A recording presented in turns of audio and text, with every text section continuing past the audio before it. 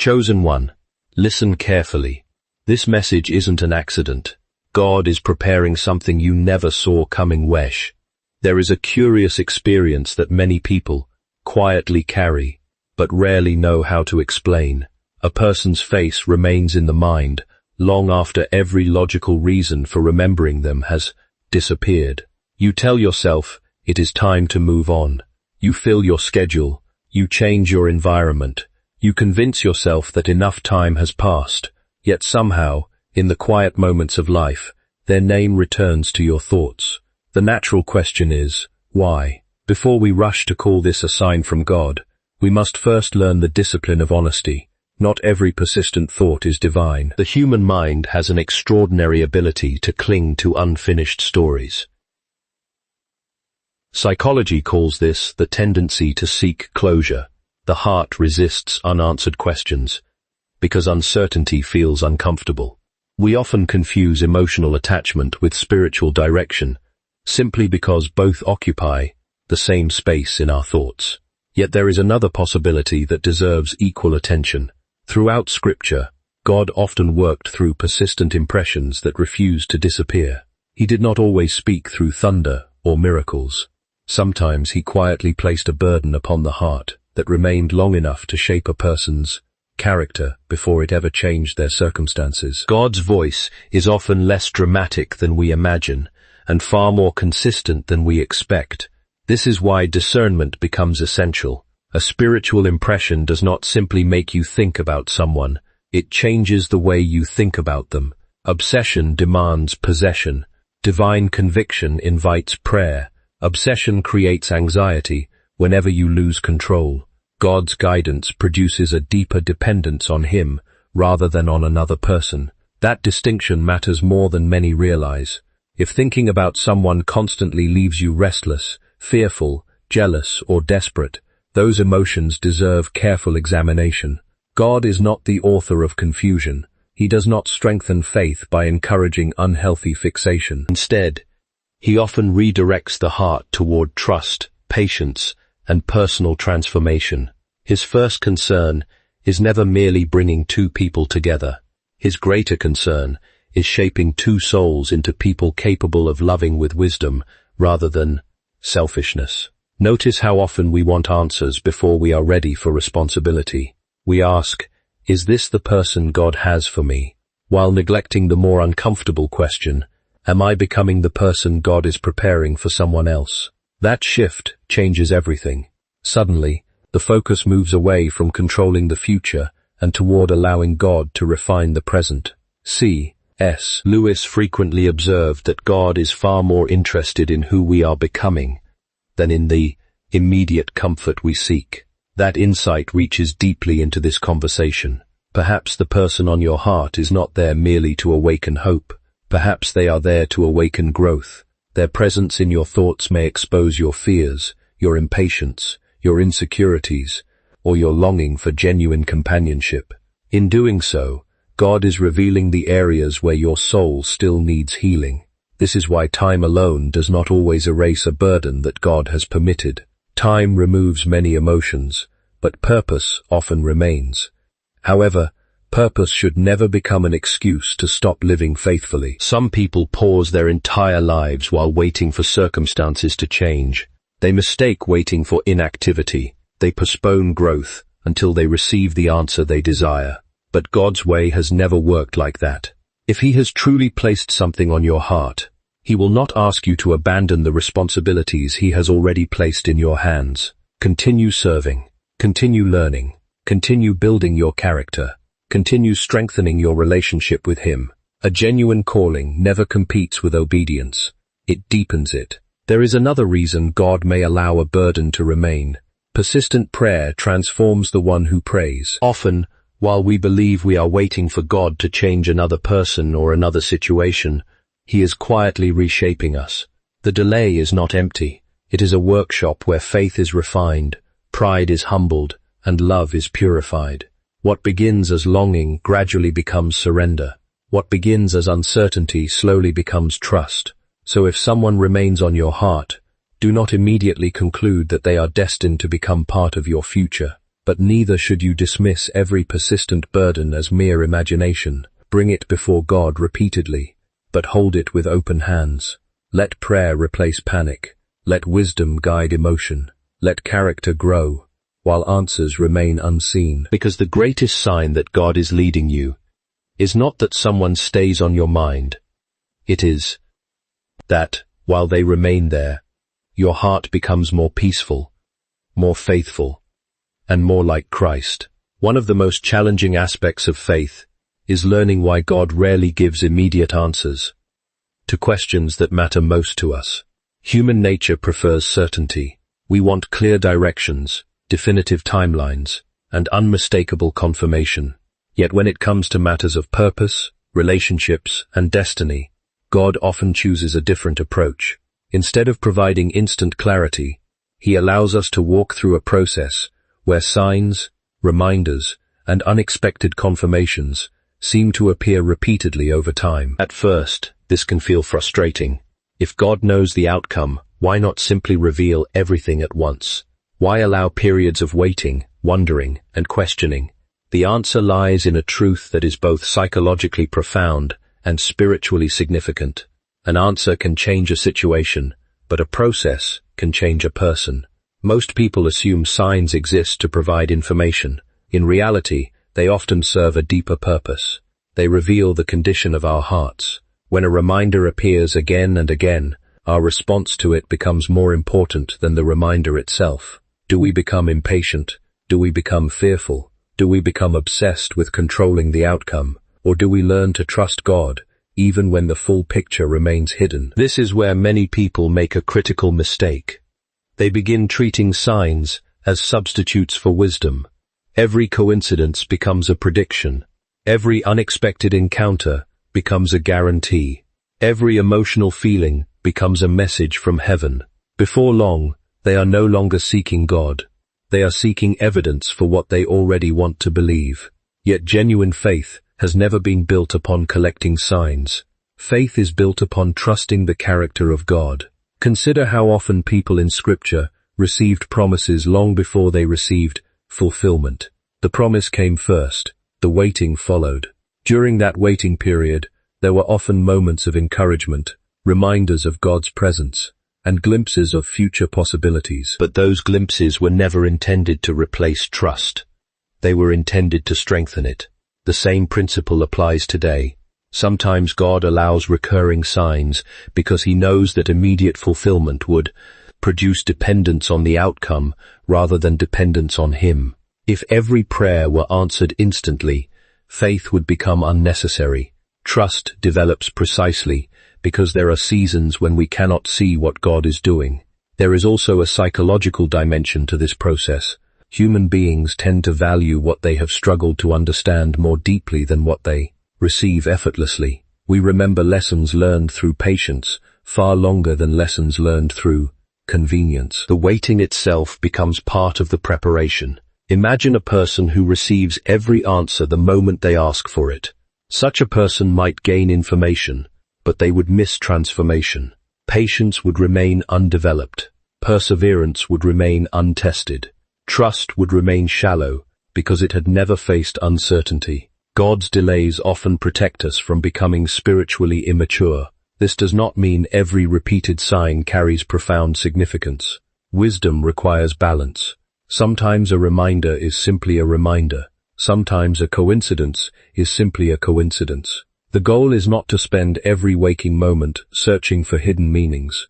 The goal is to remain attentive without becoming consumed. One of the clearest indicators that God is working is that His guidance produces increasing peace rather than increasing confusion.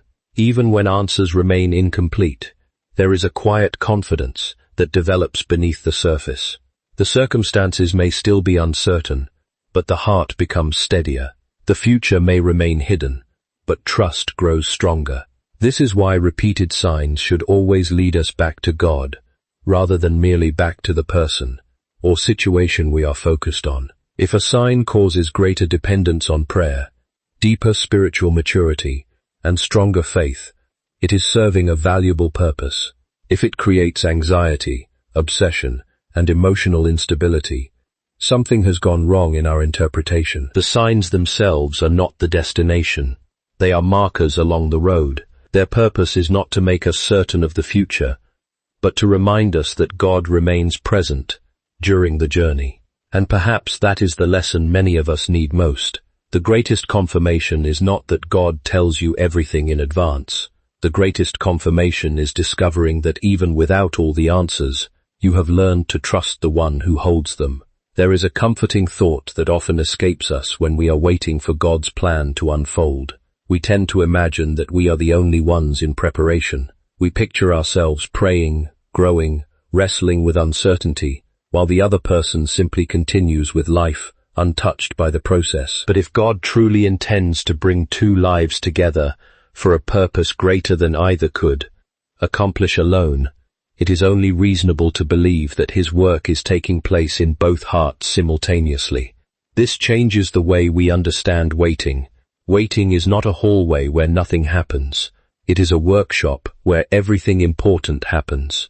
We often judge progress by visible events, yet God measures progress by invisible transformation. A relationship can begin in a single conversation, but the character required to sustain that relationship is often built over many months or even years. Human beings naturally focus on timing because timing is what we can see. We ask, when will this happen? God, however, is usually asking a different question. Who are you becoming while you wait? That question reaches beneath our circumstances and touches the foundation of our lives. Imagine two trees planted on opposite sides of a valley. Above the ground, they appear completely separate. Each faces different weather, different winds, and different seasons. Yet beneath the surface, their roots are quietly growing deeper. The growth cannot be seen, but it is real. Only when the roots are strong enough can the trees withstand the storms that inevitably come. In much the same way, God often strengthens two people separately before allowing their paths to fully converge. One may be learning humility, while the other is learning courage. One may be healing from disappointment, while the other is discovering what genuine commitment requires. Their lessons may be different, but their destination is the same: maturity. This explains why some prayers seem to remain unanswered for longer than we expect. We assume the delay means God has forgotten us, when in reality, he may be protecting us from receiving tomorrow's blessing with yesterday's character. There is a profound psychological truth here. Most people believe love alone is enough to sustain a relationship. Yet history consistently tells another story. Affection without patience becomes frustration. Commitment without wisdom becomes control. Passion without emotional maturity often collapses under pressure. The qualities that make love endure are rarely developed in moments of comfort. They are forged during seasons of waiting, surrender, and quiet obedience. C.S. Lewis often suggested that God is not merely interested in making us happy, but in making us holy. Whether one agrees with every detail of that thought, its central insight remains powerful. God's purpose extends beyond immediate satisfaction. He seeks lasting transformation. He prepares people not simply to receive blessings, but to carry them responsibly. That is why comparison is so dangerous during seasons of waiting. You look around and see others entering relationships, achieving milestones, or living the life you hoped would already be yours. Quietly, disappointment begins whispering that God has overlooked you, but comparison only measures visible outcomes. It cannot measure invisible preparation. You cannot see the conversations God is having with another heart. You cannot see the convictions he is planting, the wounds he is healing, or the lessons he is teaching. What appears to be silence from your perspective may actually be extraordinary activity beyond your sight. This realization frees us from a great burden. We no longer have to manipulate circumstances, force conversations, or create opportunities out of fear that God's plan depends entirely on our efforts. Faith does not eliminate responsibility, but it does remove the illusion that everything rests upon our control. Instead of asking, "How can I make this happen?"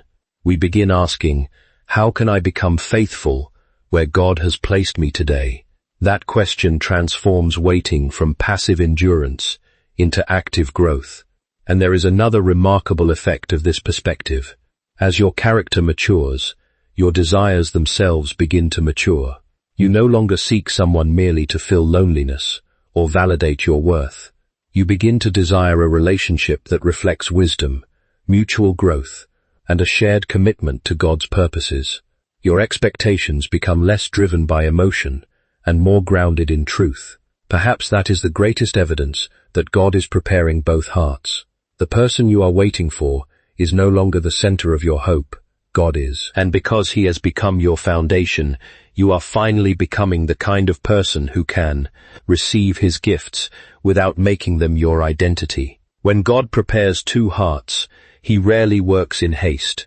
He works with precision, and what He builds slowly is often what He intends to last faithfully. If there is one strategy that consistently weakens faith, it is convincing people that waiting and rejection are the same thing. The two may feel similar, but they are profoundly different. Rejection says, the door is closed. Waiting says, the time has not yet come. To confuse one for the other is to misunderstand the very nature of God's timing. This confusion is where fear quietly gains its greatest influence. The human mind has a remarkable tendency to fill silence with negative conclusions. When answers do not arrive, we begin inventing them. We assume that because we cannot see movement, nothing is happening. Because we have not received confirmation, we conclude there is none to receive. Because life feels still, we believe God has become still as well. Yet silence has never been proof of God's absence. Consider how often the most significant changes in life occur long before they become visible. A seed spends weeks beneath the soil before anyone sees the first sign of growth. During that hidden season, no observer would call the process dramatic. The ground appears unchanged, but beneath the surface, life is quietly developing exactly as it should. Our spiritual lives often unfold in the same way. One of the greatest psychological challenges we face is our desire for immediate certainty. Uncertainty creates discomfort, and the mind naturally seeks relief. Unfortunately, relief is not always found through truth. Sometimes it is found through assumptions. We would rather believe a painful conclusion than live with an unanswered question, because certainty, even false certainty, feels easier than waiting. That is why disappointment can become so dangerous. A single unanswered prayer, an unexpected delay, or a closed opportunity can slowly reshape the way we interpret every future experience. Before long, we are no longer evaluating circumstances objectively. We are filtering everything through fear. Fear has a subtle voice. It whispers that if something has not happened by now, it never will. It whispers that other people are moving ahead, while God has forgotten you. It whispers that your mistakes have permanently disqualified you. Most dangerously, it whispers that you should stop hoping, because hope only leads to disappointment. Notice that none of these whispers require evidence. Fear survives by asking questions that cannot be answered immediately. It plants doubt, not because it possesses truth, but because uncertainty provides fertile ground for imagination. Faith responds differently. Faith does not pretend uncertainty does not exist. It simply refuses to allow uncertainty to become the final authority. It acknowledges that there are realities beyond present understanding. It recognizes that God's perspective extends far beyond the narrow horizon of our immediate experience. C.S. Lewis often explored the idea that many of our greatest struggles arise because we mistake temporary experiences for permanent realities. We encounter one difficult season and quietly assume it defines the rest of our story. Yet history, scripture, and ordinary human experience repeatedly demonstrate that some of life's greatest turning points arrive after periods that seemed completely ordinary or even hopeless. This is why comparison becomes such a destructive habit during seasons of waiting. Looking at someone else's visible success while ignoring your own invisible preparation creates unnecessary discouragement. You see their celebration, but you do not see their private battles. You witness their answered prayer, but you rarely witness the years of quiet perseverance that came before it. God has never measured faithfulness by comparison. He measures it by obedience. That truth changes everything.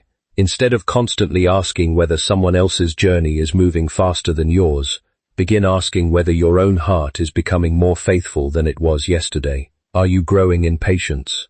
Are you becoming kinder? Are you learning to trust God when circumstances remain unclear? Those questions reveal genuine spiritual progress, even when outward situations appear unchanged. There is another danger hidden within disappointment. It tempts us to take control prematurely. We begin forcing conversations, chasing outcomes, or making decisions rooted in panic rather than wisdom. We convince ourselves that if we do not act immediately, God's plan will somehow fail. But a plan that depends entirely upon human anxiety has never been God's plan. His purposes are not so fragile that they collapse because you chose patience over panic. If He is truly guiding your life, He is fully capable of accomplishing His will without requiring you to live in constant fear of missing it. So when waiting feels unbearable, resist the temptation to interpret delay as rejection. Resist the urge to let fear write the ending before God has finished the story. Continue walking faithfully, even when the road ahead remains hidden, because the strongest faith is not found in those who never experience uncertainty. It is found in those who refuse to let uncertainty become greater than their trust in God. As we continue this journey, we arrive at one of the most important questions a person can ask. How do I know the difference between my own desires and God's direction? It is a question that has occupied thoughtful believers for centuries, because the human heart is capable of extraordinary sincerity while still being mistaken. We can deeply want something and honestly believe it is God's. Sense will simply because our emotions speak so loudly. Yet God's guidance is rarely measured by the intensity of our feelings. It is measured by the enduring peace that accompanies His truth. This may seem surprising. Many people expect God's confirmation to arrive as overwhelming excitement, a dramatic sign, or an unmistakable emotional experience. Certainly, there are moments when God works in remarkable ways, but more often, His guidance resembles the steady light of dawn rather than the sudden flash of lightning. It is quiet enough that pride can ignore it, yet clear enough that a humble heart can recognize it.